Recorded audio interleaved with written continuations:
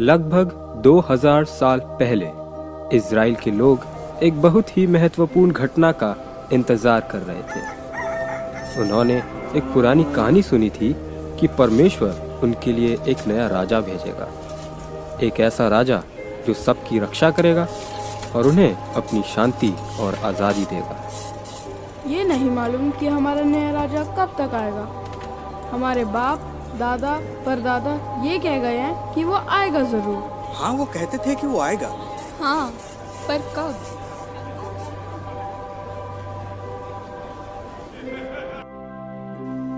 फिर एक दिन नाजरत के शहर में मरियम नामक एक कुंवारी लड़की के पास अचानक एक स्वर्गदूत आ पहुंचा। कौन है आप? मरियम, मत डर। मैं स्वर्गदूत जिब्राइल तेरे लिए एक सुसमाचार लाया हूँ। सुसमाचार? मेरे लिए?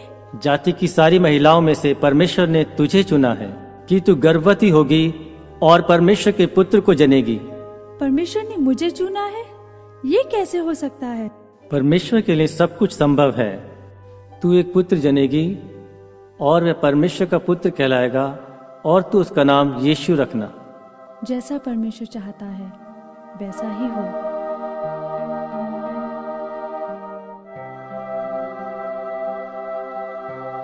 मरियम की यूसुफ नाम के एक लड़के से मंगनी हुई थी। एक रात एक स्वर्गदूत यूसुफ के पास आया। यूसुफ, परमेश्वर के पास तुम्हारे लिए एक अद्भुत योजना है। मरियम एक पुत्र जनेगी और वह एक महान राजा होगा।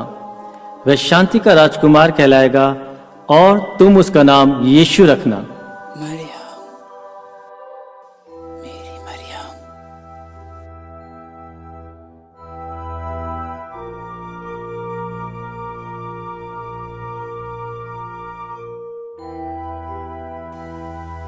उसके पश्चात मरियम और यूसुफ का विवाह हो गया था। ये उस समय की घटना है जब रोमी सम्राट अगस्तस केसर जनगणना के लिए प्रदेश के सब लोगों को आदेश दिया था कि सब अपने अपने पैतृक जगह में लौट जाएं। यूसुफ मरियम के साथ अपने पैतृक भूमि बेथलेहम की ओर चल दिया। बेथलेहम बहुत दूर था। चरवाहा भाई, क्या आप बता सकते हैं बेथलेहम कितना दूर है? ये बहुत ही लंबा सफर है, लगभग 70 मील दूर। धन्यवाद। चिंता मत करो मरियम। बिल्कुल भी नहीं, मैं तुम्हारे पास सुरक्षित महसूस कर रही हूँ। क्योंकि मरियम गर्भवती थी और उसका प्रसव का समय निकट था। परमेश्वर आपके साथ हो और आपके साथ भी। उस दिन उन्हें मीलों का सफर तय करना पड़ा।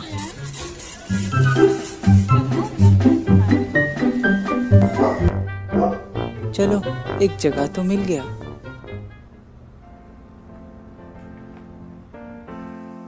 हम बालक का नाम रखेंगे यीशु। उसी रात के दौरान एक बहुत ही आश्चर्यजनक घटना हुई।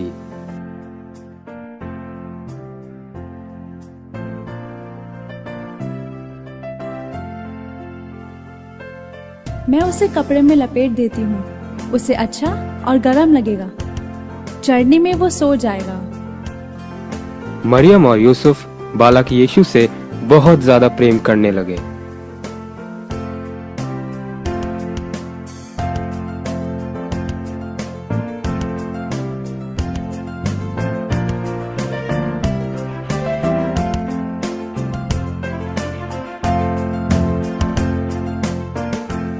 बालक यीशु परमेश्वर के प्रेम और सुरक्षा में चरनी में लेटा हुआ था। पूरा स्वर्ग तैयार था बालक यीशु का जन्म का संदेश फैलाने के लिए।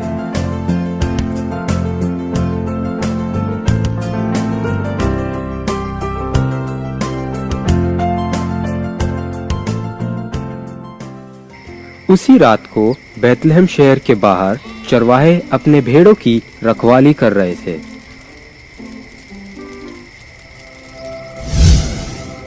परमेश्वर की जय हो। ये कौन? डरो मत, मैं तुम्हारे लिए एक सुसमाचार लाया हूँ। आज की रात एक महत्वपूर्ण रात है। बेथलेहम में आपके लिए एक उद्धारकर्ता जन्मा है। वह परमेश्वर का पुत्र मसीहा है और उसका नाम यीशु है। तुम उसे एक चरनी में कपड़े में लिपटा हुआ पाओगे। एक चरनी में? यह मानव जाति के लिए एक खुशी का दिन है। एक राजा चरनी में, वो भी ये बेथलेहम में? मैं तो सोच रहा था ये राजमहल में पैदा होगा। चलो शहर में चले और स्वर्गदूत ने जो कहा उसका पता लगाएं। हाँ चलो शहर में चले और जो स्वर्गदूत ने कहा उसका पता लगाए। मैंने यही कहा था।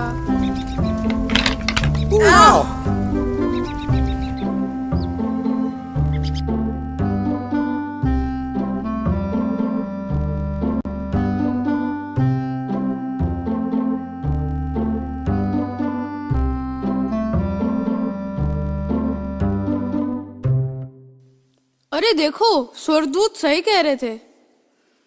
अरे हाँ, ये तो बिल्कुल सच है। प्रणाम। आपका यहाँ कैसे आना हुआ? परमेश्वर के द्वारा भेजा गया बालक को हम देखने आए हैं। एक स्वर्गदूत ने इनके बारे में हमें सब कुछ बताया। फिर स्वर्ग से दूतों का एक झुंड आकर परमेश्वर का महिमा करने लगे। और स्वर्गदूत ने ये भी कहा था कि तुम उसे चरनी में लिपटा हुआ पाओगे। बिल्कुल ऐसे ही। जो कुछ स्वर्गदूत ने कहा वो सब सच है। परमेश्वर का पुत्र चरनी में और राजा। मरियम का दिल खुशी से भर गया जब उसने चरवाहों की कहानी सुनी।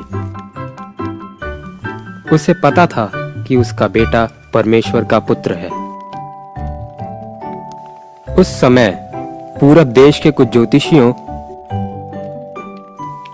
आकाशमंडल में एक अनोखा तारा देखे।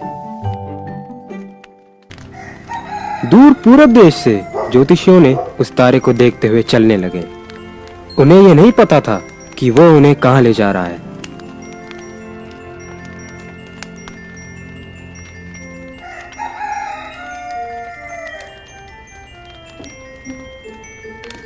ज्योतिषियों तारे का पीछा करते हुए बेथलेहम पहुंच गए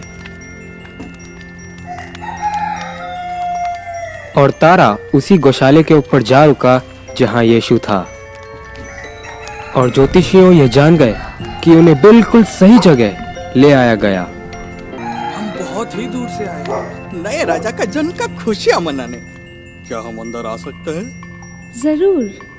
हमें पता चला कि बालक का जन्म हुआ है। हाँ, तारा को देख के उसका पीछा करते हुए हम यहाँ तक पहुँच गए। हम बालक राजा के लिए भेंट लाए। शुक्रिया। ज्योतिषियों ने बालक यीशु को सोना, मुर और लोबान भेंट के तौर पे दिए। शुक्रिया, आपने मौका दिया हमें राजा का दर्शन करने का। हम परमेश्वर का धन्यवाद करते। उसने हमारे लिए अपना बेटा